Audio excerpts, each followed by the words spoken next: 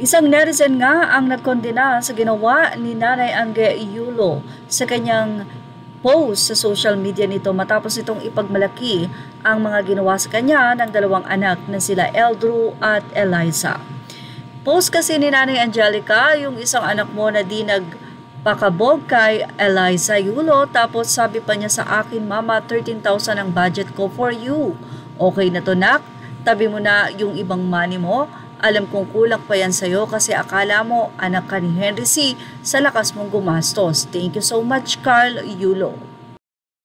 At ipinost din niya ang naging conversation nila ng anak nilang si Eliza.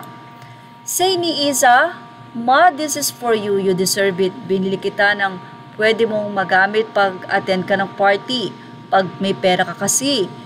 Or pag binigay ko sa'yo ang pera, hindi ka naman bibili ng para sa'yo. Gagamitin mo na naman para sa amin. Me? Thank you." Narito na nga ang naging komento ng isang netizen kung saan ay ipinaliwanag niya ang ginawang ito ni Mami Angge. Aniya, another common narcissistic parents triangulate within their families is by triangulating siblings against each other. The parent will do this to feel like they have control within their family and encourage a child to seek their approval. This form of narcissistic triangulation could also happen with a narcissistic sibling pitting a parent against another sibling or vice versa.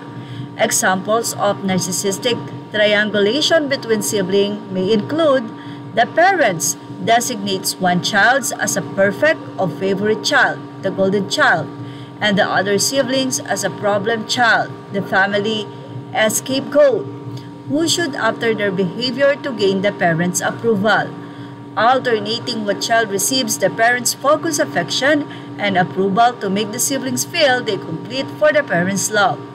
Triangulation is a method of abuse employed by a narcissistic parents to keep her children emotionally and mentally away from each other.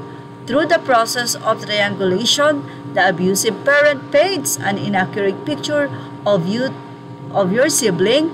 They will feed this sibling a bunch of lies about you and who you are.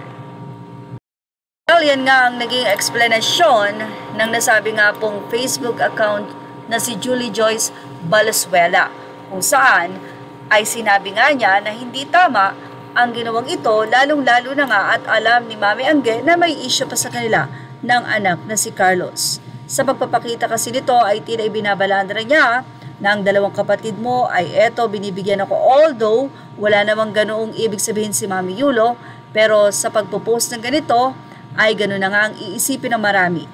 Pero syempre, nasa tao pa rin ang panghuhusga at wala rin pa rin tayong karapatang husgahan sila. Dapat nga ay ipanalangin na magkaayos na ang magkakapamilya. Yan ang ating Showbiz Now update. Images are all credit to the rightful owners. Thank you for watching Showbiz Now.